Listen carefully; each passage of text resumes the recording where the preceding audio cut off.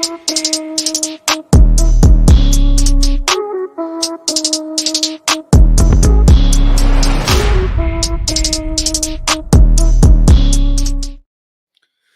what's up, guys? It's Ian from Equity Warehouse. I got Jason from Hard Money Bankers, and I got Ed Matthews from Clark Street. We are doing one of our favorite segments inside of our show where we talk about a deal that changed your life.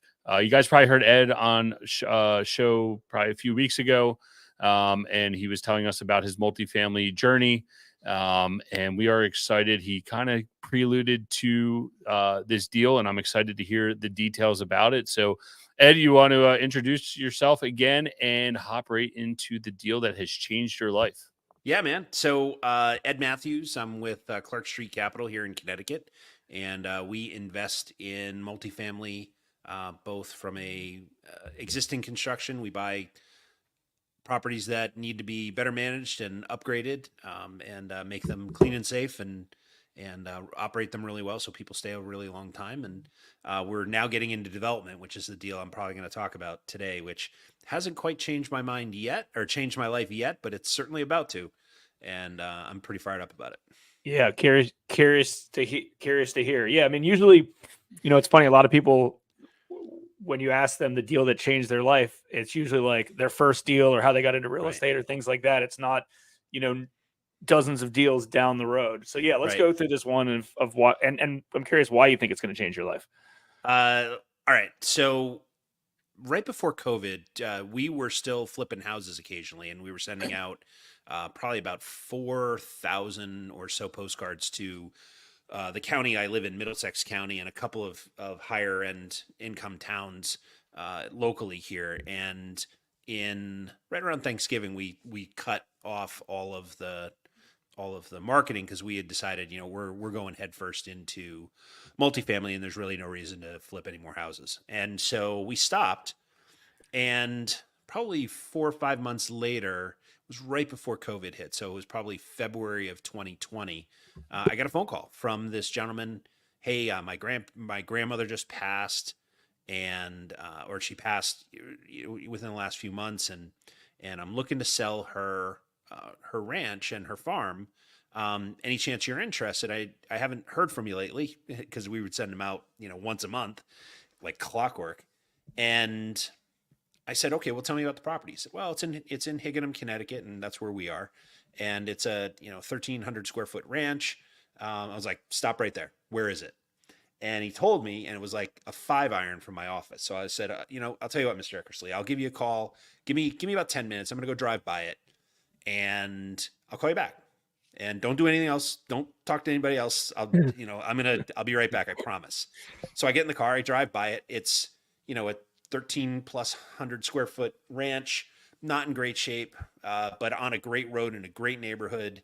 The school system here is excellent. So it's a property that once fixed up will be in demand. And so I immediately call him back. I was like, "Yep, we want it. How much you want for it?"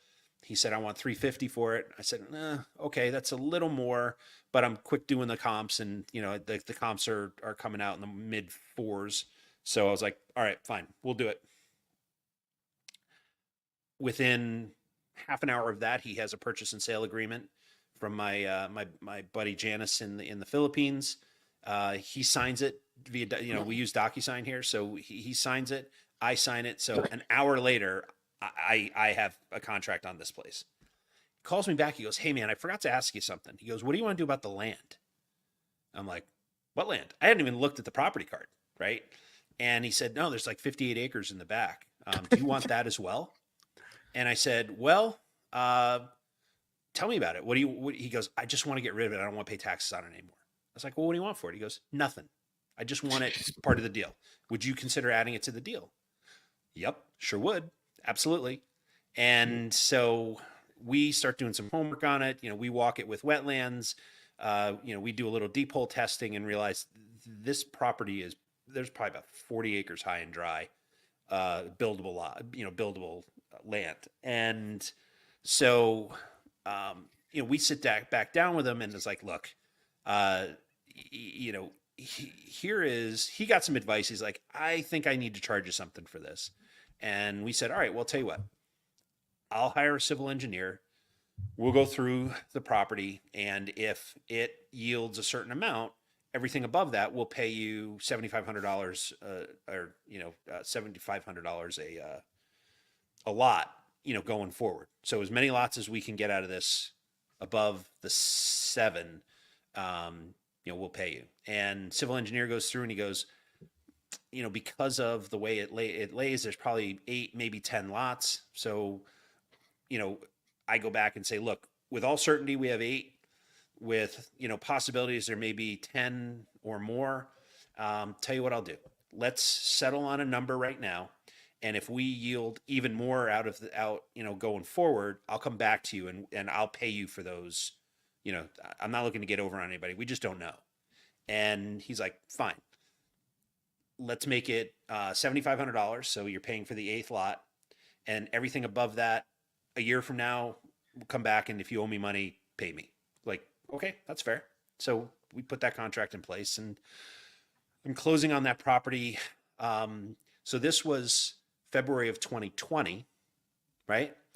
A month later, COVID hits, the world shuts down. In that same period of time, my friend, Mr. Eckersley, finds out that he has not one, but 13 people who believe they are heirs to this property. And so it has to go through probate. Problem is, here in Connecticut, the court shut down March 12th of 2020, and they stayed shut for about 2 years. Yep. And by the time those 2 years came to be, the backlog was about another year and a half. And so they worked through all of the cousins and aunts and uncles and whoever it was, worked through that. And we got a call end of November. It was right after Thanksgiving in 2023 saying, hey, we're ready to close. And I said, well, I'm not, because the money I had set aside to pay for that, I bought 14 properties since then. Right. So I was like, I need about 60 days, which they were totally cool about. And so now I'm buying a property, 58 acres, and a single family home for $357,500, with the possibility of adding maybe another 25 or 30 grand on the back end if it turns out that we can do more. And now here's where it gets interesting. So in the state of Connecticut, there are 2 laws, and one of them is a universal U.S. law where you have the right to break apart land. You can segment the land into multiple lots. You can do it once when you own it, right? And so we're going to take advantage of that, and we're going to break off the house and probably 3 to 5 acres, make a real nice property for the ranch. We're going to spend about 55, 60 grand fixing it, and then we're going to sell the property. So we're buying it for $357,500. We're going to put about 50 into it. So it means we're going to be into it for, call it 410. We're going to turn around and sell it for 425 to 450. So we're going to own the land free and clear by the end of this. So that's one really cool thing about the land. The second thing is, in the state of Connecticut, like pretty much every state that I'm aware of, affordable housing is a real problem, and because there isn't any. And so Connecticut has created what's called an 830G program, which is basically a zoning override at the state level. So if you go to the state level, you go to the state and say, hey, I want to build 80 or 90 or 100 multifamily units on this land. I need you to override the local R2 zone, which only allows me to build single family homes. I need you to change that so that I can build multifamily and make it, I think it's R4. And as long as you sign on the deed that you will carve out 30% of those units as affordable, some level of affordable, so workman's level all the way down to Section 8, and you commit to that for 30 years, it's on the deed. So even if you sell it, the next owner has to also adhere to this, and so on. And the largest fire engine in the town can do a K-turn in your parking lot, which is a really weird requirement, but okay. And you adhere to all the building code and safety codes, which we're going to anyway, will override the land, and you can build as many multifamily properties there as you'd like.